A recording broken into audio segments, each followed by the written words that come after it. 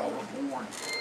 But this house sets up on a little hill, and there used to be a rock wall along the edge of the road that served as a retaining wall for that hill. Well, my car was a hot rod 74 Nova. It had 50s on the back, so it was jacked up. Wheels were running. And as I went into this curve, with over 100 miles an hour. And my car fishtailed, and when the right rear tire hit the curve at the apex of that curve, my car flew and ran across the road. The truck slammed into that rock wall. As I'm going over 100 miles an hour, the truck slams into the rock wall.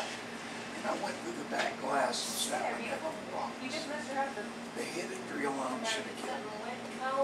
I mean, I hit a wall with my head at 100 miles an hour, so I really should be dead.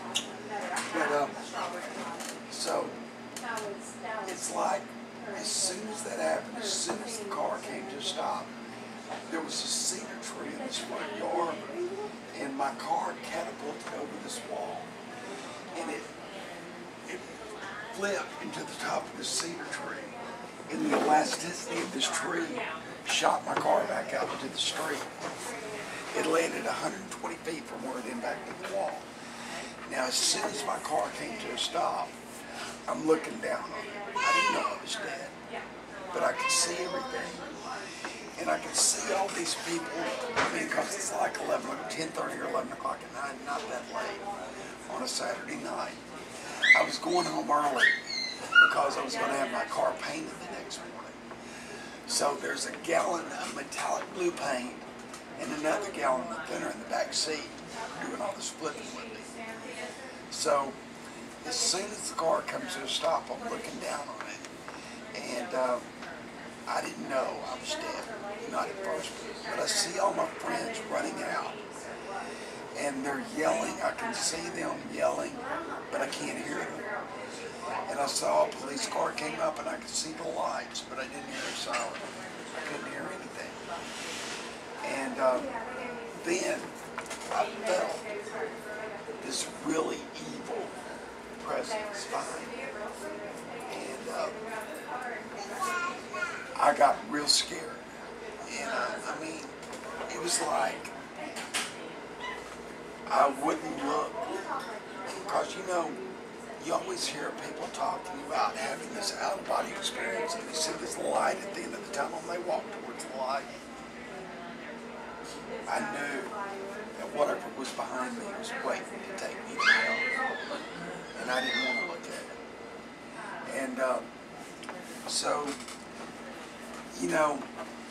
at that point, I knew, because all this time growing up, I had been in church with my mom, but like, I grew up in the country, and we had a lot of land that we farmed, and my dad worked me like a Hebrew slave when I was just a little boy. And I would go to church to get out of work. No kidding. That's what church was. Church was a ticket for a free Sunday, or at least for half of a free Sunday. So, I played church. I see so many kids do this, but I wasn't serious about God. I was only there just like to get out of work and hang out with friends. But at that point, and I always thought that I could do anything I wanted to do, and I would have time to get right. But at that point, when I'm looking down on my car, on my wreck, I'm seeing all my friends trying to get me out of this burning car, I'm thinking, God, I thought there would be time. And, one thing that I always try to get across to kids, to you guys, don't count on getting the chance that I got, and you don't want the chance that I got. I promise you. But I began to beg God for another chance. I was terrified because I knew that evil guy behind me was fixing to drag me down. And but the dichotomy of that is on the second time in 2002, I'm going to graduate school at Texas A&M Commerce, but I'm living in Silver Springs. I was driving into class one day to meet with my statistics professor about a project I was working on.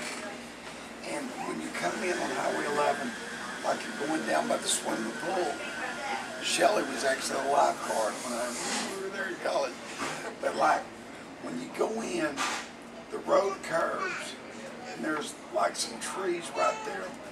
Well, I'm going into this curve, looking at this, reading the statistics paper, like, I could actually do something while I'm driving. But I overshot this curve and hit that tree. My seatbelt saved my life, but it nearly cut me in half. It broke my larynx. That's why I have this beautiful voice. Tore my rotator cuff and it ripped a hole in the mesenteric line around my stomach. There was a police officer behind me, or I would be dead. I mean, they brought me into the emergency room, and I was in so much pain. But they wouldn't give me anything for the pain until they found out what was going on internally. So I was laying there just, and I kept telling them, I think I'm dying, please help me. And so, in an instant, I was like hovering at the top of the room, just like, y'all not me in the call. I'll get back to that. But I was hovering at the top of the room, looking down on myself. And it was like, I mean, this time I was saved. And this time, I'm like, well, cool, it's finally all over. No more pain, no more struggle, nothing more like that. It's like, nope. You got something to do. And it's like, you can run from God, just like Jonah did. I was talking about Jonah a while ago.